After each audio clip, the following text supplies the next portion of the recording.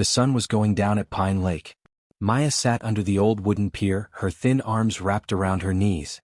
She was 17, small for her age, with dark hair that hadn't been washed in 3 days. Her stomach made angry noises, reminding her that the last real meal she had was from a gas station dumpster yesterday morning. From her hiding spot, Maya watched scary-looking men and women in black leather vests. These were the Hells Angels.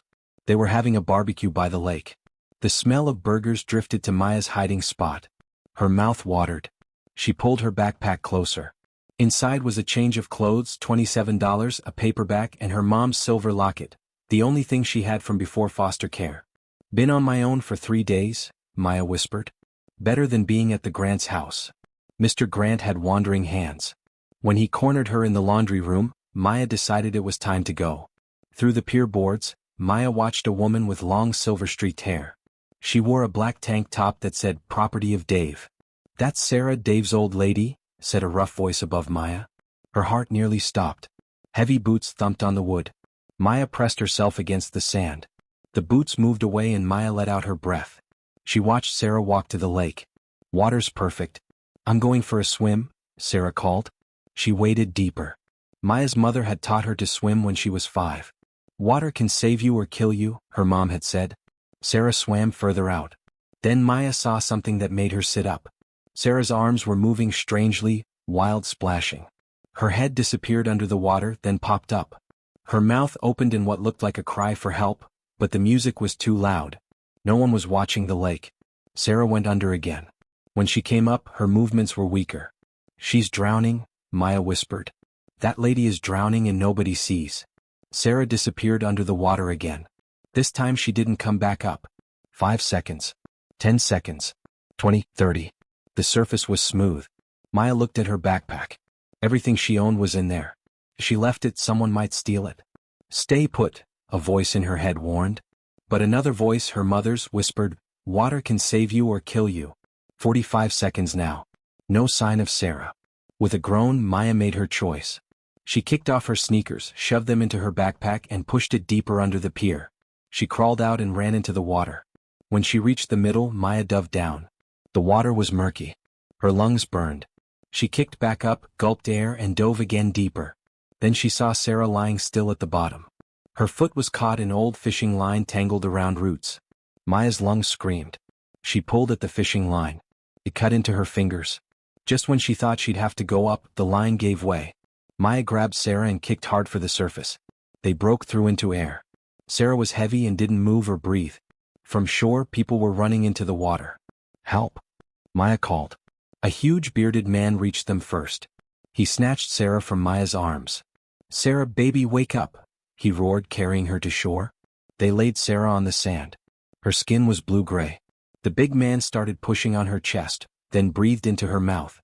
Push, push, push, breathe. Over and over. Tears ran down his face. "Come on, baby. Don't leave me," he kept saying. Maya stood shivering, feeling very small.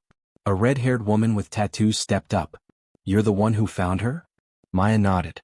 Just then Sarah coughed. Water spurted from her mouth. Dave turned her onto her side as she coughed more. "That's it, baby," Dave said, his voice cracking. Sarah's eyes opened. "Dave?" she whispered. A huge cheer went up. Dave held Sarah tight. Someone called 911. Maya took a step back. This was her chance to slip away. "Hey, wait," Dave called. "You saved my wife." Everyone turned to look at her. "What's your name, kid?" "Maya," she said quietly. Sarah was under for 9 minutes. "You're a hero." "Where are your parents, Maya?" "Don't have any. I'm on my own." The red-haired woman stepped closer. "How old are you?" 17. Dave looked at her thin arms, old clothes, dark circles. "When's the last time you ate, Maya?" "Yesterday morning. Found half a sandwich." "I should go," Maya said. "You're not going anywhere except to a hospital with Sarah," Dave said. "Then you're coming home with us. You saved my old lady's life. That makes you family." "Family?" Maya repeated. The red-haired woman smiled. "The angels take care of their own. And anyone who saves one of us becomes one of us." "But I'm nobody," Maya said. "Just a runaway." Dave put a hand on her shoulder. "Not anymore." The ambulance arrived. Sarah looked up. "Who pulled me out?" "This is Maya," Dave said. She's the one who saved you. Sarah took Maya's hand. Thank you. You gave me back my life. An EMT looked at Maya.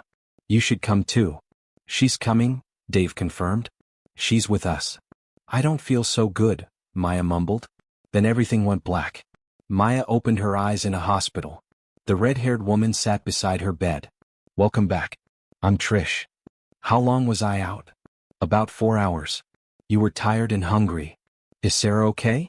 She's down the hall. Doing great. No brain damage. My backpack. Dave found it. Don't worry. Trish leaned forward. We know you're a runaway. Maya's heart sank. Please don't call social services. I ran away when I was 16. My stepdad had wandering hands. Maya stared at her. That's why we're not calling anyone. Dave and Sarah want you to stay with them. Why would they help me? You saved Sarah. That makes you family. And we take care of family. 3 months later, Maya stood in her room at Dave and Sarah's house. Her face had filled out. Over her t-shirt, she wore a leather vest with patches. AFFA, Angels Forever, Forever Angels. She was an honorary member now. Sarah knocked. You ready?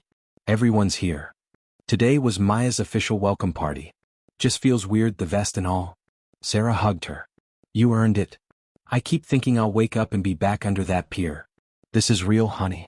You're stuck with us now. Downstairs, people in leather vests filled the house. When Maya entered, they cheered. Dave came forward with Maya's backpack, cleaned up with new patches. Your old life and your new life together. Maya opened it. Inside were her old possessions and an envelope. What's this? Open it. Inside was a paper from a lawyer. Dave and Sarah Miller were applying to be her legal guardians until she turned 18.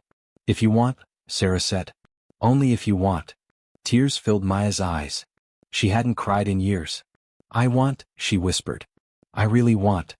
Later, Maya walked to the pier where she'd hidden 3 months ago, hungry and alone. The water was calm. Water can save you or kill you, her mother had said. For Sarah it nearly killed her. For Maya it had saved her. Dave called from shore. Come on, kid. We're taking a family picture. Maya walked toward the group of leather-clad bikers who were now her family.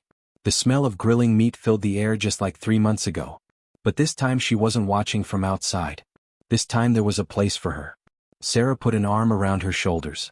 Dave stood behind them. The photographer counted down. 3, 2, 1.